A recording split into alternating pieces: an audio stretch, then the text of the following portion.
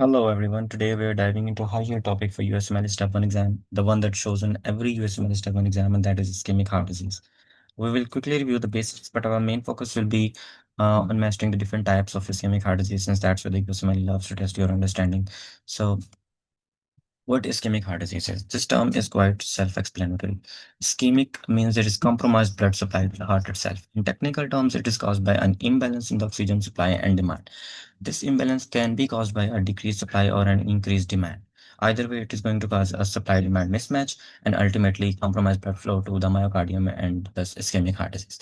So the main pathophysiological mechanism is an atherosclerotic plaque forms in the coronary artery and thus compromise blood flow distal to the lesion.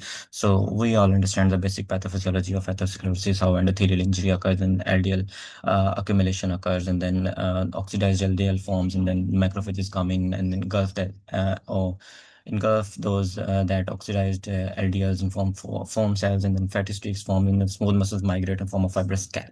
So as long as this lesion remains stable, it is going to cause a stable angina. But when the plaque ruptures and causes thrombus formation, this will cause an acute coronary syndrome event, which includes unstable angina and STEMI, and STEMI we'll talk about later. As we talked about earlier, the oxygen supply demand mismatch can be occurred by decreased coronary blood flow due to plaque, vasospasm, or thrombus, or increased myocardial oxygen demand, as tachycardia, hypertension. So the major risk factors can be divided into two basic categories: major modifiable risk factors and non-modifiable risk factors. Modifiable risk factors are hypertension. Hypertension is the single most common risk factor for ischemic heart disease. Hypertension will cause left ventricular hypertrophy and thus increased demand of the myocardial oxygen supply, myocardial oxygen. So there will be a mismatch and thus ultimately ischemic heart disease. Similarly, hyperlipidemia will promote atherosclerosis. Smoking will cause accelerated atherosclerosis, and so diabetes, obesity, sedentary lifestyle, diet, and alcohol. These are all risk factors. And non-modifiable risk factors include age. Risk increases with age. This is the most important risk factor in non-modifiable, and the sex. And the males have more predilection to have ischemic heart disease than premenopausal females, just because estrogen is protective in premenopausal females, but in postmenopausal females, the risk is more or less the same. What is angina? Angina is basically chest pain due to ischemic myocardium secondary to coronary artery narrowing. So this table right here is a key takeaway from this lecture. We'll talk about different types of ischemic heart disease and how you are going to distinguish them on your test day. So stable angina is caused by a fixed atherosclerotic plaque and triggered by exertion and relieved with rest or nitroglycerin. These are the buzzwords for stable angina: substernal chest pain, triggered with exertion and relieved with rest or nitroglycerin. And ECG is normal, biomarkers are normal, and this is classical stable angina. And remember, the injury is reversible in this case, and there is no infarction or necrosis has yet occurred. Vasospastic angina is another type in which there is coronary artery vasospasm. The key triggers are cigarette smoking, stimulants like cocaine, cold exposure, and it is not affected by exertion. So the classical scenario will be a young male smoker who has this substernal chest pain. ECG shows ST elevation, and the pain is related with the nitroglycerin, and the biomarkers are normal. So this is classical vasospastic angina.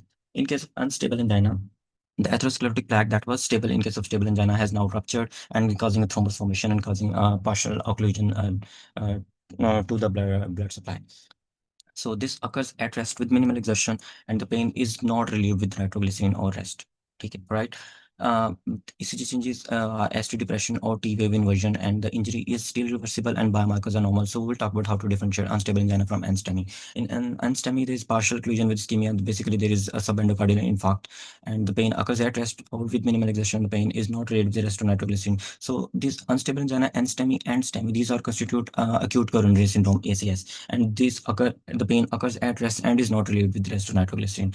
And we'll talk about how to differentiate between them. In case of unstable angina, the ECG shows ST depression or T wave inversion, and same goes for NSTEMI.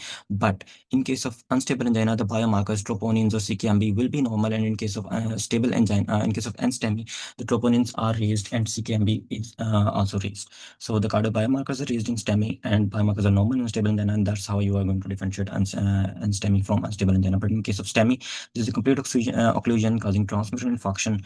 The pain occurs at rest with minimalization, not related with rest, and the ECG shows ST elevation, and there is irreversible increase in cardiac biomarkers raised.